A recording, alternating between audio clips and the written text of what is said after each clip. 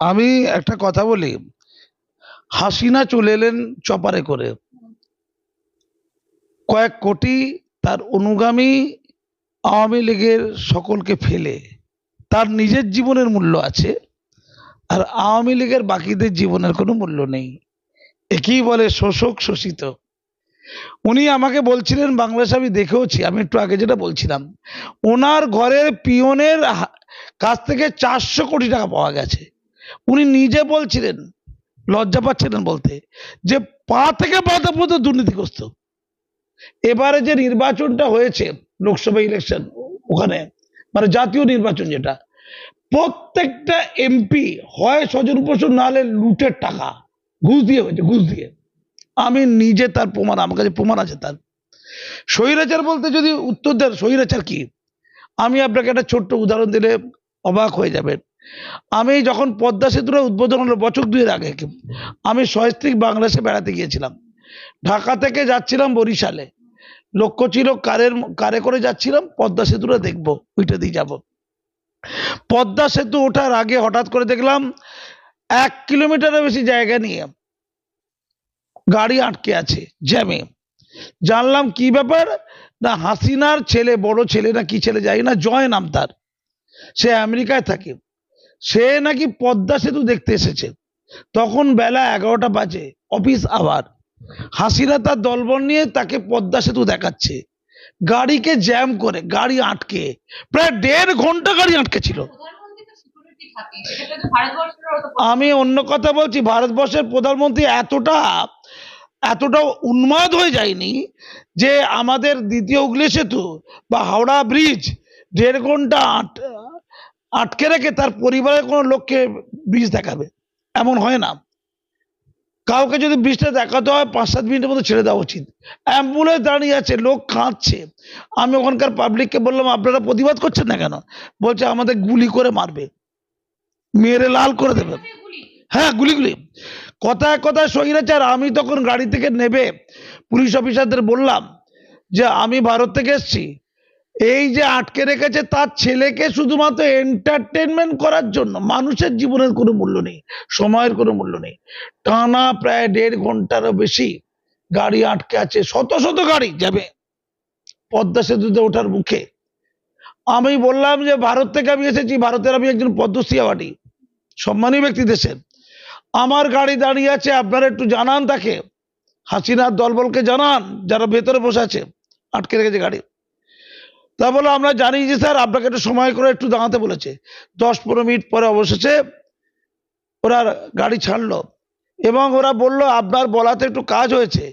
আমাকে প্রচুর লোক ধন্যবাদ দিল, দাদা আপনি যদি না থাকতেন আমাদের আরো বেশিক্ষণ দাঁড়িয়ে থাকতে হতো। দুনিয়া দেখেছেন, তার ছেলেকে পদ্মা সেতু দেখানোর জন্য 1.5 ঘন্টা গাড়িগুলোকে দাঁড় করিয়ে রেখে শত শত গাড়ি কি ফুর্তি হচ্ছে?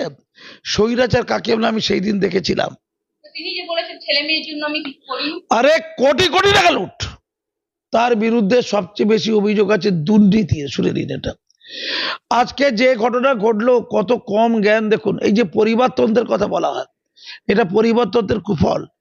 বঙ্গবন্ধু মুজিবুর রহমানের যে মর্যাদা, তাকে ধূলিসাৎ করলো। কিভাবে ধূলিসাৎ করলো? যে ঘটনা ঘটেছিল, ওই আরুক মুন্সি সাহেব বলছিলেন এটা তুচ্ছ ঘটনা ছিল ফোড়া করে দিল ক্যান্সার। ছাত্ররা যখন সংরক্ষণ ইস্যুতে কিছু দাবি করেছে, তাদের বলতে পারত যে তোমাদের দাবিটা হাইকোর্টে বাতিল হয়েছে, সুপ্রিম কোর্টে আমি দ্রুত দাবিটা তুলব, বিবেচনা করার জন্য আমি বলবো, তোমরা এত উত্তেজিত হও না। তোমাদের যে সংরক্ষণে যে তুলে দেওয়ার দাবি আমি তো 2018 সালে মেনেছি, কিন্তু সংরক্ষণ ওই মুক্তিযোদ্ধা পরিবারের কিছু লোক হাইকোর্ট থেকে সংরক্ষণের দাবিকে আবার জাগরিত করেছে। আমি সুপ্রিম কোর্টে গিয়ে এটা মূল্যায়ন করতে বলবো, বলেছে? বলেনি। আবু শহীদকে মনে পড়ে? অল্প বয়সে 17-18 বছরের যুবক, তরুণ তাজা, সে শুধুমাত্র সংরক্ষণ বাতিল চেয়েছিল। যে সংরক্ষণ বাতিলের ঘোষণা তার কদিন পর সুপ্রিম কোর্ট থেকে হলো যে ছাত্ররা যে দাবি করেছে ওটা সঠিক, মুক্তিযোদ্ধাদের জন্য অত সংরক্ষণ দেওয়া যাবে না। মুক্তিযোদ্ধারা মারা গেছে, তার নাতিপুতি, তস্য নাতিপুতি, তাস্য নাতিপুতি, তারা কি ব্যাকওয়ার্ড? তারা কি অনন্তকাল ধরে সংরক্ষণ পাবে? যুক্তির কথা তো এটা।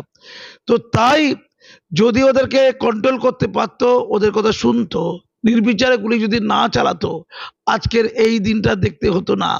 আবু শহীদ শুধু প্রতিবাদ করেছিল, সে বলেছিল যে সংরক্ষণটা বাতিল করো, ভয় পাই না, বন্দুকেরও ভয় পাই না। সে বুকটা পেতেছিল, সবাই জানতো এই বুকটা পাতলে কেউ গুলি করবে না। সে নিরস্ত্র লোক, তার বুকে ঢিচা ঢিচা করে গুলি, তার রক্ত জমাট বুকে যে হিংসা লেগেছিল, তারই পরিণাম হলো আজ আওয়ামী লীগের সর্বশান্ত হওয়া আর হাসিনার পালিয়ে যাওয়া। হাসিনা কিন্তু ভারতেই আশ্রয় নিয়েছে, যা জানা যাচ্ছে। আমি ভারতে আশ্রয় নিয়েছে, এরা লন্ডনে যাবে। ভারতের বন্ধু হাসিনা, তাই ভারতবর্ষকে যারা গাল দিতে চায় তারা হাসিনাকে লক্ষ্য করেই ভারতকে গাল দিচ্ছে। তাই তারা ভারত যাদের মামার বাড়ি বলছে। এবং হাসিনা যেহেতু ভারতবর্ষ যারা সংখ্যা গুরু, তারা বাংলাদেশের সংখ্যালঘু, এটাকে ধর্মে নিয়ে চলে যাচ্ছে।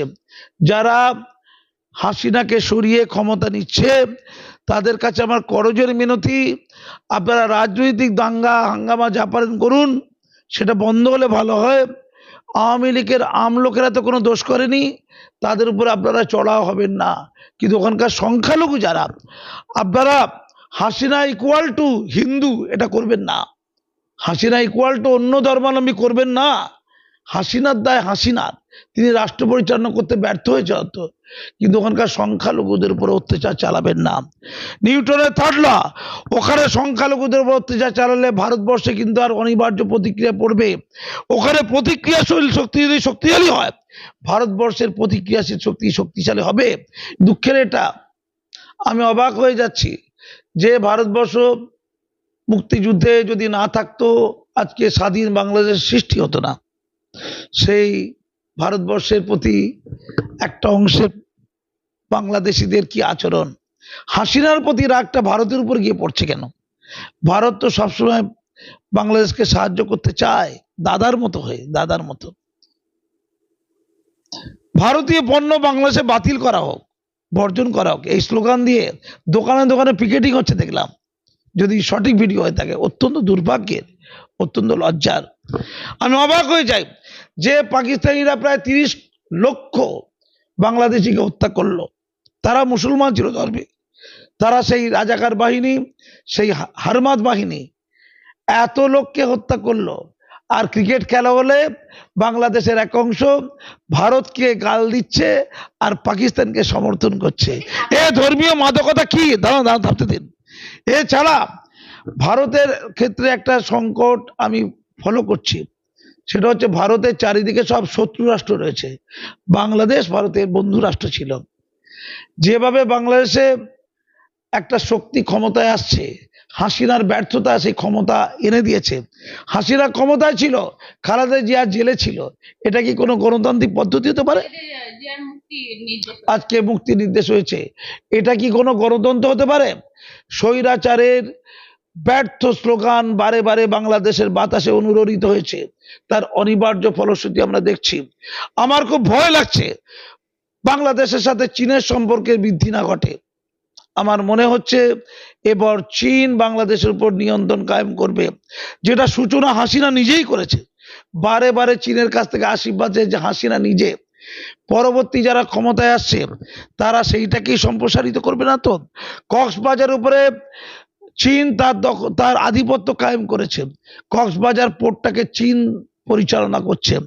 চীন যদি বাংলাদেশের উপর নিয়ন্ত্রণ কায়েম করে, ভারতের চারিদিকে শত্রু রাষ্ট্র তৈরি হয়ে গেল।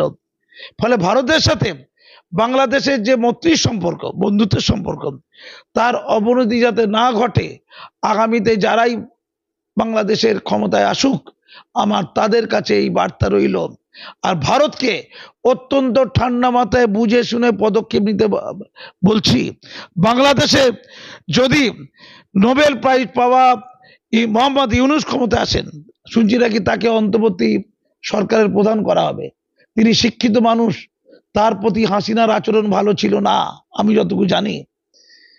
তাকে আমি অনুরোধ করছি, তিনি মুক্তমনা মানুষ, বাংলাদেশের ধর্মান্ধ অন্ধকারে থাকা গোঁড়ার মানুষদের আপনারা দমন করুন, সেখানে দুর্বলদের উপর অত্যাচার বন্ধ করুন, নতুবা উপমহাদেশ শান্তিতে থাকবে না। বাংলাদেশ যেভাবে সমৃদ্ধির দিকে যাচ্ছিল, আর্থিক সমৃদ্ধির দিকে, তা পরাহত হবে, এক অশান্তির জায়গা তৈরি হবে। বাংলাদেশ পাকিস্তান হয়ে না উঠুক, এটাই হচ্ছে আমার এই মুহূর্তের শেষ বক্তব্য। ধন্যবাদ।